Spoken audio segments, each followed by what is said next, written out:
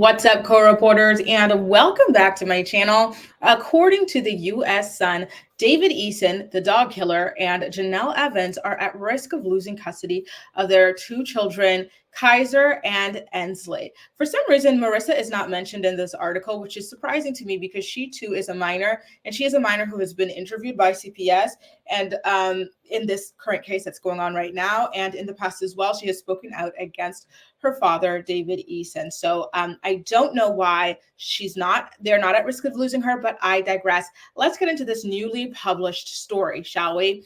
As you all know, David Eason is currently being criminally charged for allegedly putting his filthy paws on Jace Evans, right? He has another hearing later on this month for that. And Jenelle has decided to stand by him and lead a hate campaign, a smear campaign against her son, Jace Evans, a gaslighting campaign as well.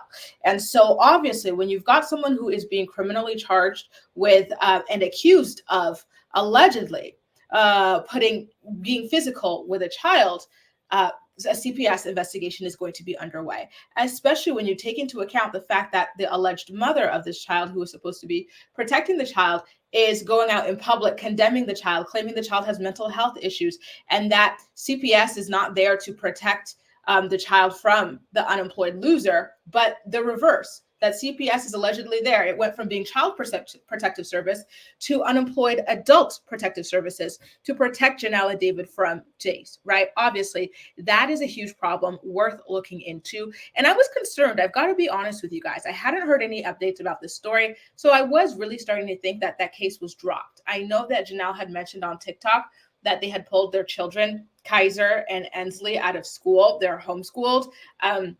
I know that for the holidays, Kaiser traditionally spent it with his father, Nathan's family, not his father in particular, because his father, much like Jenelle, is, a loser.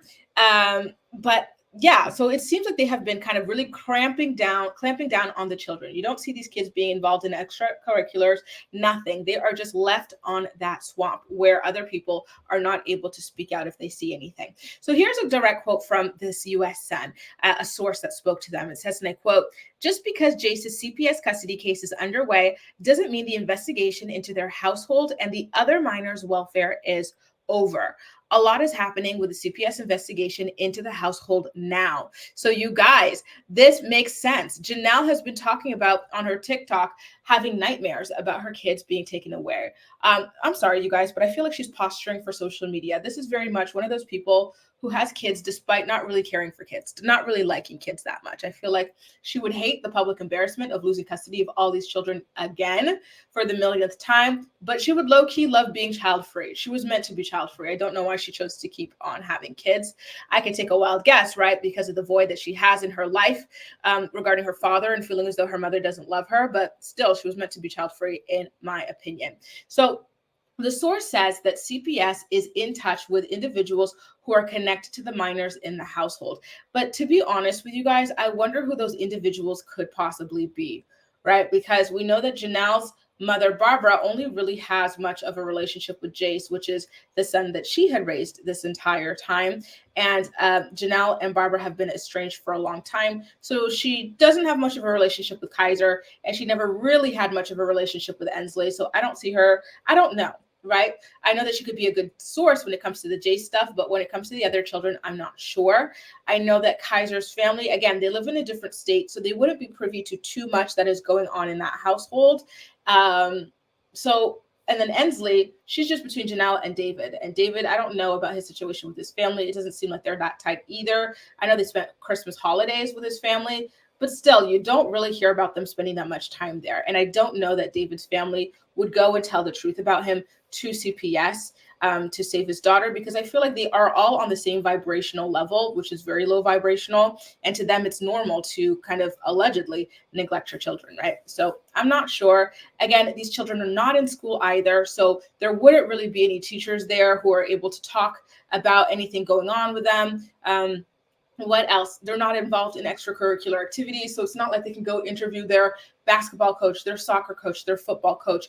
And I feel like all of this is sadly by design, but I digress. Now, the U.S. Sun is saying that we got to keep an eye on this because more information will come out. So, and I do want to say that I misspoke a little bit earlier. I said that I didn't understand why they weren't speaking to Marissa, but according to the Sun, Marissa has spoken to CPS, and it was supposed to be with Jenelle and David's lawyer present, but she was burned by the 2019 CPS investigation.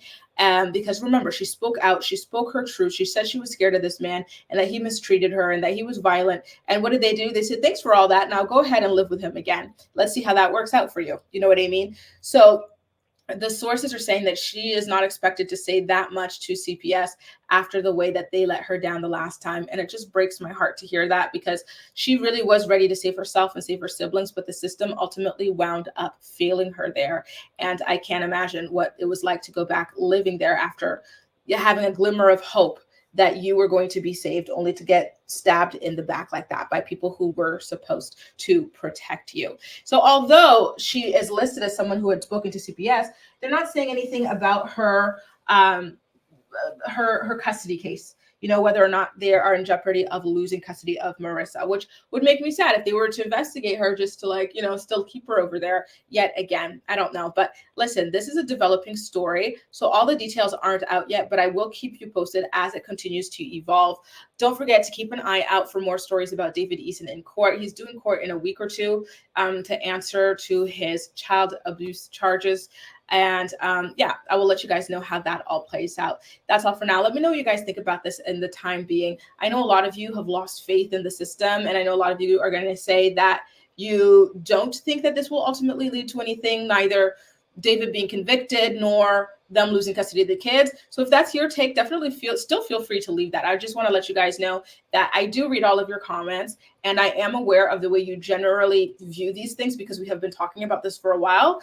But nonetheless, feel free. And if you feel otherwise, you feel hopeful about this, feel free to leave those comments as well. I want to hear all points of views represented here in the comment section. So that's all for now, you guys, and I will catch you in my next video. Okay, bye. Take good care of yourselves.